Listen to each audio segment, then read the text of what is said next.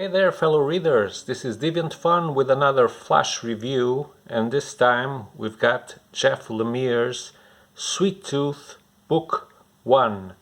Okay, so this is a very opportune time to talk about this because Sweet Tooth has been picked up by some studio, and I'm not sure if it's Netflix or some other company, and they're going to make a series out of it. And once you read the book, and it will suffice to read book 1, you'll see that there's very good material here for a good series.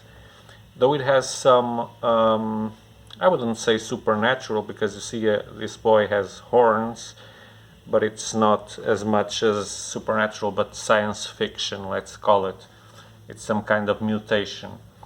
So, what is the book about? So the book is about the journey of this little fellow here, Gus, who lives secluded from the world because the world, much like in The Walking Dead or other titles, the war has been struck by a plague that has decimated almost all of the world's population. There's no government, no police forces, no army, no rules at all. So it's a savagery out there. So he lives in a small cabin hidden in the forest with his dad, who is sick, as you can see easily by the depiction of him. And his father has set out some very strict rules, and all of them apply to don't take 10 steps away from the cabin, don't go outside the forest, don't ever peek and try to see what's outside, because outside there's only evil and fire and whatever. So he even lied to him, telling tales, just to make sure he wouldn't try to see what's in the real world out there. So he does it for his own good, he thinks. But but the thing is, he has kept him prisoner until then, and he's 9 years old when this story starts. And his father, like I said, is dying. Gus is having some nightmares with this creepy looking fellow, and then finally the inevitable happens, and the father dies, and he's left alone in the world, all alone. Of course, he has the teachings of his father on how to survive and etc., but yeah, still it's a very harsh time for him. So he buries his father next to his mother, which he never, he doesn't even have any recollection of his mother. It's something that he doesn't have the minimum recollection. So he ends up, of course, venturing a little bit outside of the domains where he was living, and soon he finds that evil that his father was talking about. So he is an hybrid. It seems that some of these hybrid humans, which are half animal, half people, have started to show up. And they're considered valuable freaks, and you'll understand why in the book. But you just need to know that they're sort of they're worth good money, and they're very important to discover what the hell is happening to mankind and why they're all perishing at incredible rates. So he immediately sees himself in a bad spot here with these two hunters who want to take him, of course, and he is salvaged by that same guy that he dreamt of, And so he gets very attached to it. He lost his father figure, so he finds another father figure here. He feels safe with him, though at the beginning he doesn't trust him, of course, because he's seen what he's done to the other guys. He did evil things, he killed them in cold blood. But that's what remains from the world to him, that it's this person who he will trust deeply and embrace him with all his heart.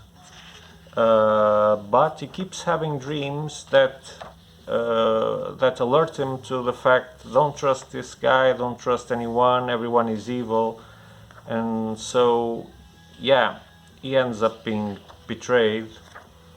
And what you need to know is that he ends up in a facility that just collects these specimens, these people with an hybrid biology. Some of them are very feral, others, like us, are mainly human, with normal cognitive responses and levels. So he speaks completely normally, he acts normally, just like a human, but not all of them are like that. So yeah, he ends up in this bad place. The guy that betrays him starts reliving his past. He has a very special reason for having done such a horrible thing. You'll have to read it to understand why. But he does get second thoughts about Gus. So Gus is about to be, he's in danger of being dissected and things like that. So that's not good. At the same time, we see the inner voyage of the guy that saved him and betrayed him. He's got nothing to hold on to live now. So that's it. And so that will pretty much take you to the end of the book, where you'll see some more recollections of Gus and of his fellow betrayer. And what we understand by the end of the book is that this guy will find a new purpose in life, which is to kill the mothers that have Gus on their hands and that have a bad past with him.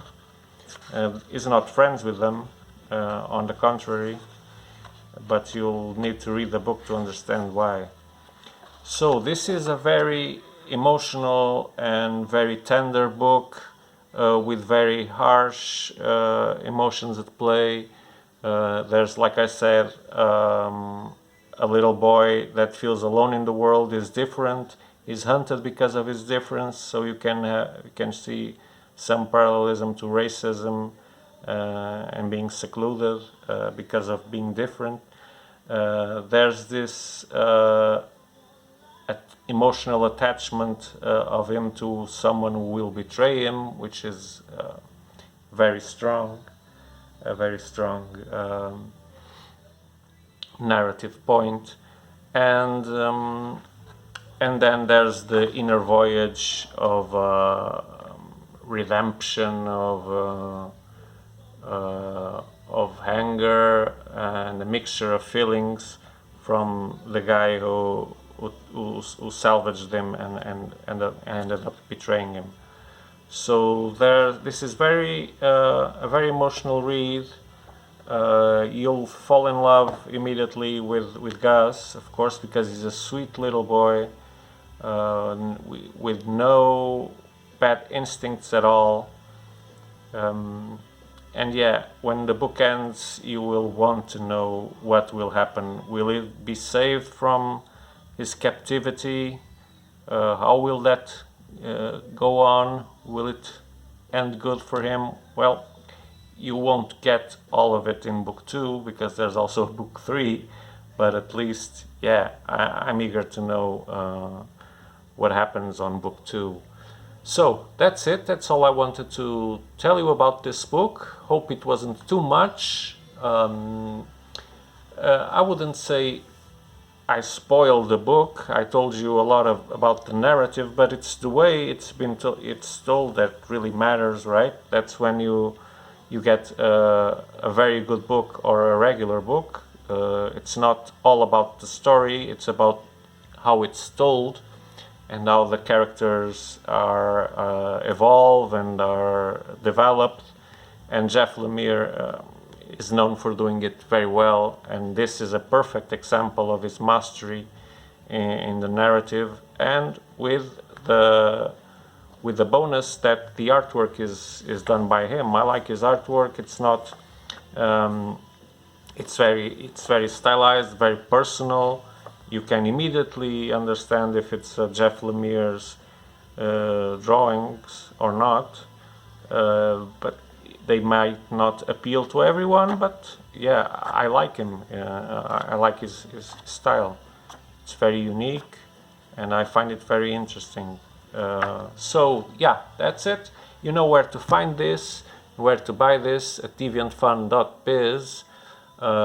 Otherwise, if you just like seeing these videos, reviews and leaf-throughs and etc., why not like the videos, and please subscribe the channel and hit the bell for notifications so you get to know when we publish new reviews and etc. So it's a win-win situation. So until our next video, which will come shortly, you can also follow us on Facebook and Instagram. Otherwise, just read good books. That's the best thing you can do with your time. One of the best things you can do with your time. And this, sirs and ladies, is a very, very good pick for your free time. So, until then, Deviant Fun out in 3, 2, 1. Bye-bye.